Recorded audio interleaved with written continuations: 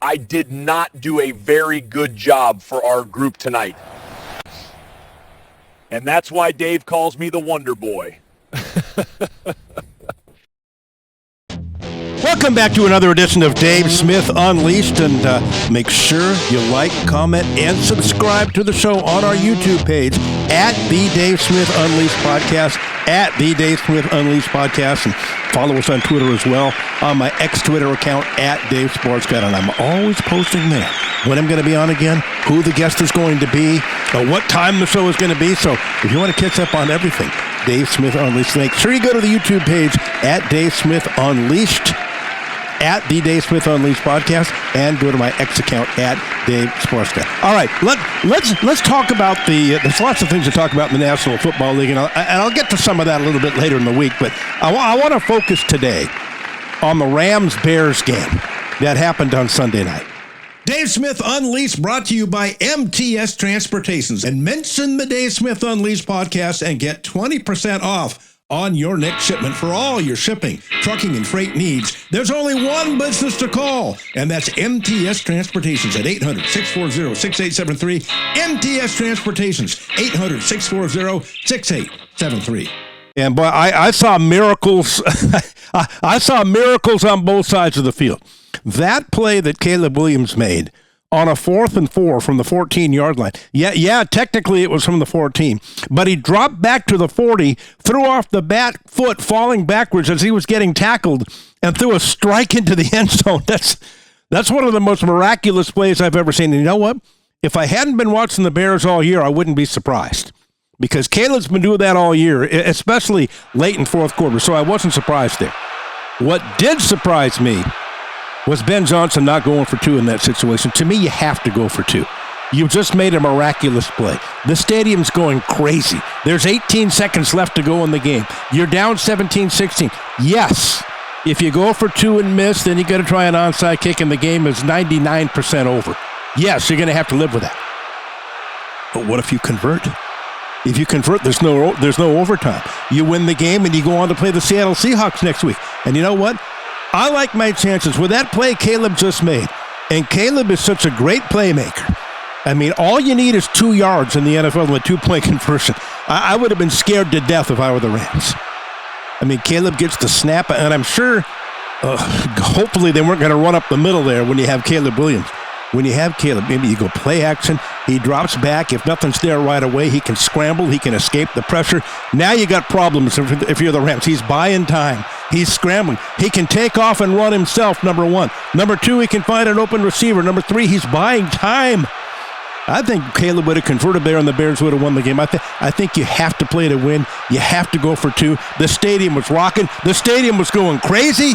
And I thought the Bears could have won the game. Now, of course, again, contrarily, on the other side, if you don't get it, the coach is going to get killed. I would have gone for 2 there. Now, when you go to overtime, the Rams are forced to punt on their first possession. And then what happens?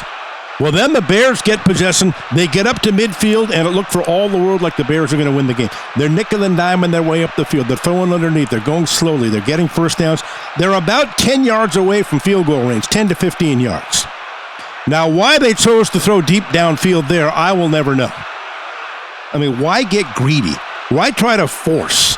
Caleb, come on, you can't make that throw. Now, I know people are criticizing DJ Moore and say he didn't run the route properly and he quit on his route. Whatever. I'm just not throwing deep there.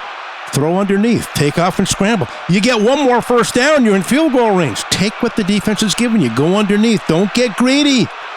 They got greedy. They threw deep downfield, and he threw a pick. Now, that was a bad throw and also a bad route by the receiver, yes, but I think also a bad play call trying to go deep there. Don't get greedy. Take what the defense gives you, and you probably could have won the game, but it shouldn't have come down to that. They should have gone for 2 after it was 17-16. Now let's get to the boy wonder. The boy wonder by the name of Sean McVay, the Rams head coach. Now, I've never been a fan of McVay. Yeah, I think, obviously, he's been to 2 Super Bowls. He's won 1. He's a very good game planner. He's a very good coach. He knows his X's and O's. There's no doubt about that. And every year the Rams are good. You have to give him credit for that. But as far as sideline decision-making, clock management, he is absolutely awful. And he did it again against the Bears yesterday. Let's go over this. And I will say this right now. I agree with Sean McVay. I agree with him 100% when I read his post-game comments. He got up in the podium and he said, my team overcame some really bad coaching today to win this game. On that, I agree. I'm in 1,000% agreement with the boy wonder, Sean McVay, that his team overcame some really, really bad coaching on his part. And it's a miracle they overcame his boneheaded decisions to win the game. And the Rams are moving on to Seattle this coming weekend. Let's go over the first one. 2 minutes left in the game. Bears have one timeout.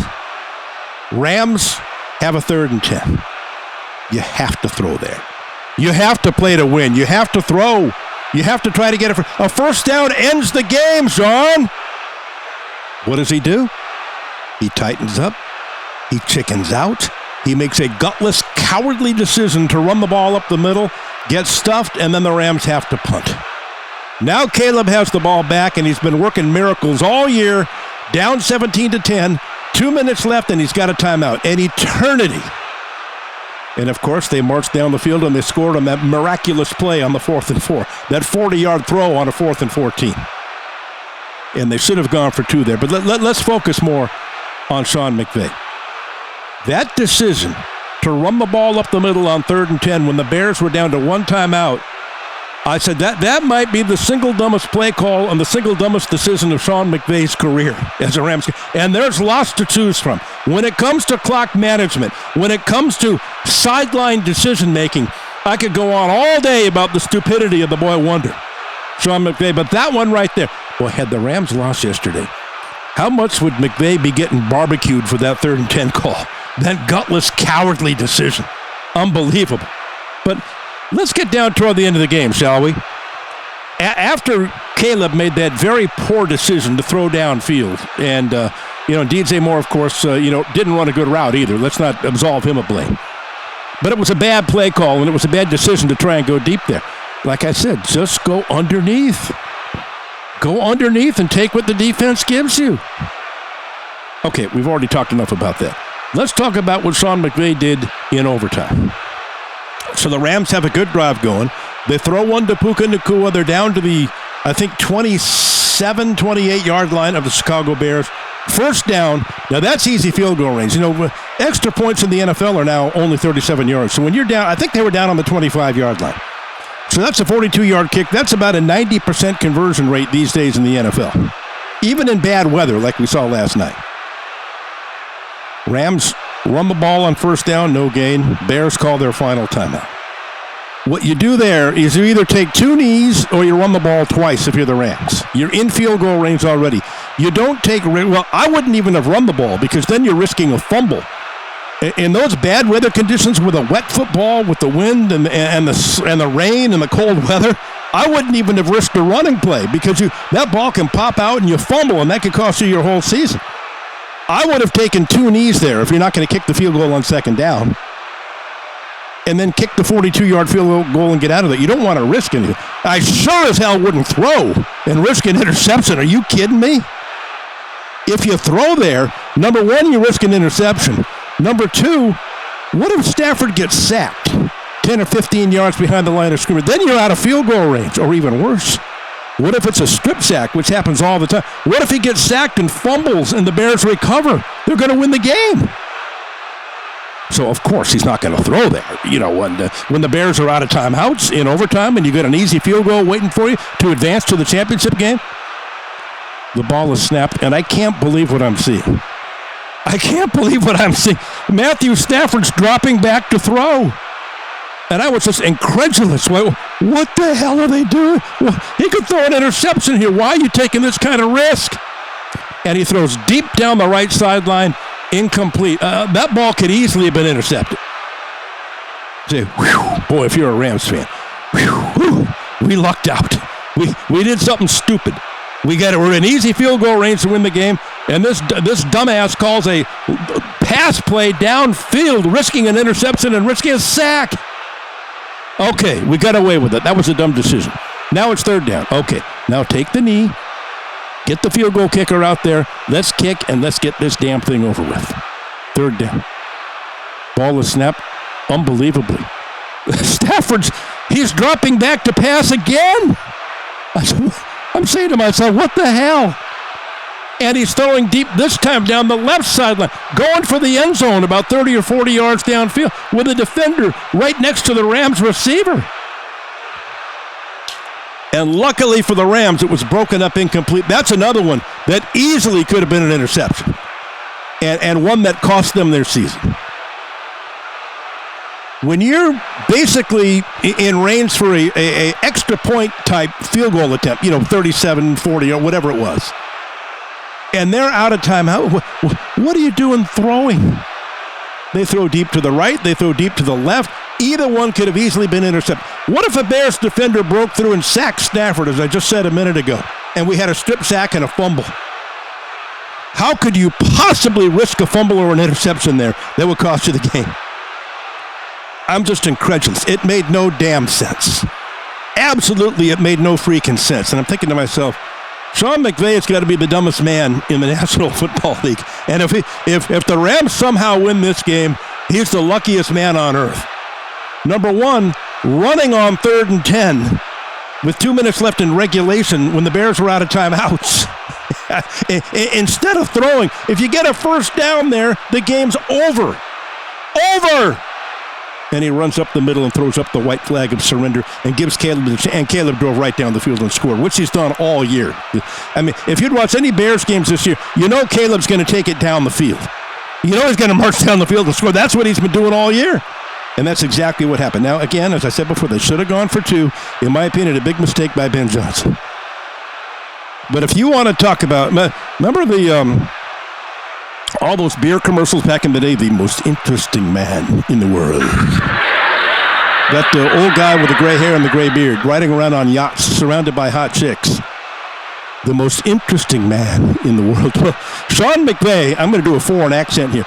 The luckiest man in the world. Again, I agree 1,000% with Sean McVay in his post-game comments. We won this game tonight in spite of some really bad coaching on my part. Here, agree 1,000%. You are 100%, 1,000% correct, Sean McVay.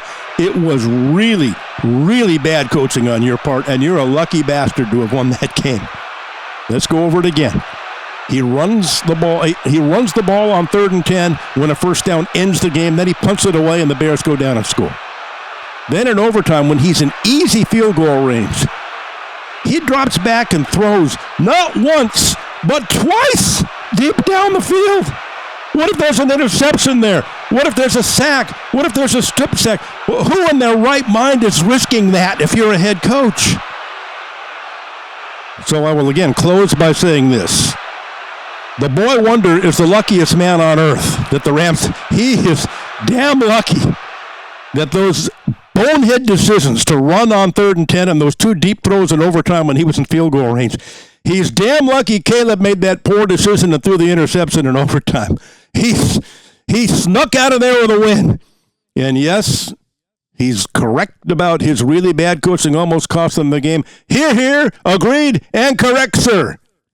And the Rams win in spite of the boy wonder. Wow, that's it for me on Dave Smith Unleashed. Make sure to follow us on YouTube at the Dave Smith Unleashed Podcast and follow us on Twitter at Dave Sports God. Like, follow, and subscribe, by the way, on the YouTube page. I always love to kick it around and talk with the fans on YouTube or Twitter. So we'll talk to you again next time. Got another NFL preview show coming up.